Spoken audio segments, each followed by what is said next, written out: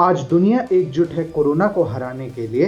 कल यही दुनिया एकजुट होगी चीन को हराने के लिए। दुनिया के सभी लोकतांत्रिक देश तो चीन की हेकड़ी निकालने के लिए पहले ही एक साथ हो लिए हैं। पिछले 3 दशकों में दुनिया के रहमो करम पर अपनी अर्थव्यवस्था में 4 चांद लगाने वाला चीन आज उसी दुनिया को तबाह करने पर अड़ा है। हालांकि चीन की यह कोशिश अमेरिका और भारत जैसे देश सफल नहीं होने देंगे। आज ये देश प्लान बना रहे हैं कि आने वाले कुछ वर्षों में चीन को वैश्विक सप्लाई चेन से कैसे बाहर फेंका जाना चाहिए। भारत तो इसकी तैयारी भी शुरू कर चुका है। दरअसल भारत सरकार ने बड़े पैमाने पर अपने यहाँ बॉयकॉट चाइना मुहिम को शुरू किया है। इसके अंतर्गत सरकार न सिर्फ सरकारी प्रोग्रामों से चीनी कंपनियों को बाहर का रास्ता दिखा रही है, बल्कि अपने लोगों को सिर्फ और सिर्फ भारत में बने सामान खरीदने के लिए भी प्रोत्साहित कर रही है।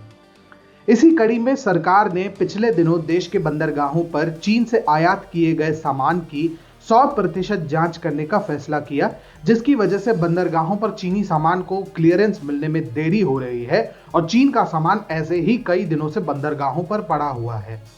बता दें कि भारत सरकार के इस अनौपचारिक कदम से चीनी सामान खरीदने वाले भारतीय व्यापारी भी हतोत्साहित होंगे। इससे देश में चीनी सामान के आयात को काफी हद तक कम करने में आसानी मिलेगी। भारत सरकार ने इस कदम को बड़ी ही चालाकी से चला। भारत सरकार को यह पता था कि अगर भारत ऐसा कोई कदम उठाता है तो चीन भी भारत के विरुद्ध ऐसा ही कदम उठाएगा। हुआ भी ऐसे ही। अब चीन ने भी भारत से आयात होने वाले सामान को अपने बंदरगाहों पर रोकना चालू कर दिया है। चीन के इस कदम से भारत के एक्सपोर्टर्स नाराज हो सकते हैं। भारत सरकार यही चाहती थी कि भारतीय एक्सपोर्टर्स चीन से इस हद तक कुंठित हो जाए कि वो किसी अन्य देश में अपने सामान को एक्सपोर्ट करना शुरू कर दे। इससे भारत की सप्लाई चेन से चीन को बाहर करने में बड़ी मदद मिलेगी। रोचक बात यह है कि बदले की भावना से कार्रवाई कर रही चीन अपने ही पैर पर कुल्हाड़ी मार रहा है और उसे इस बात का अंदाजा तक नहीं है। यहां भारत सरकार ने प्लान बनाया और चीन उसमें फंसता ही चला गया। भारत सरकार ने गड्ढा खोदा और चीन उसमें खुशी खुशी कूद गया।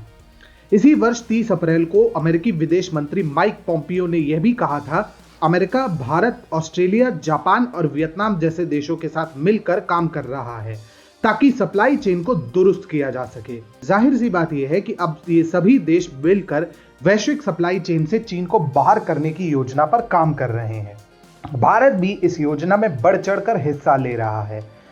चीन ने जिस प्रकार लद्दाख में भारत के खिलाफ आक्रामक रुख अपनाया है, उसके बाद से भारत ने अपने चीन विरोधी कदमों में और तेजी ला दी है।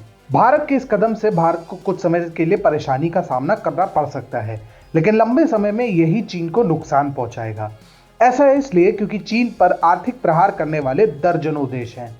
भारत सरकार अपने अन्य साझेदार देशों के साथ मिलकर चीन को बर्बाद करने के प्लान पर काम कर रहा है।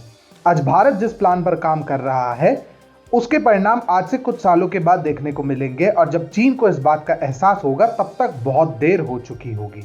नमस्कार मित्रों, मेरा नाम है अतुल मिश्रा और मैं आशा करता हूं कि यह वीडियो आपको अच्छा लगा होगा।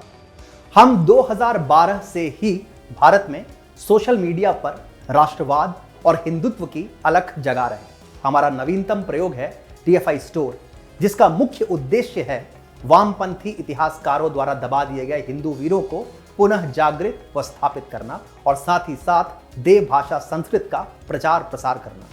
आपके द्वारा खरीदे गए टी-शर्ट्स, मोबाइल कवर्स, पोस्टर्स इत्यादि द्वारा प्राप्त धन हमें इस युद्ध को आगे बढ़ाने में सशक्त करेगा। इससे जुड़ी सारी जानकारी वीडियो के डिस्क्रिप्शन सेक्शन में है। आशा करते हैं आपका सहयोग नित निरंतर मिलता रहे। नमस्कार, जय श्री राम, जय हिंद।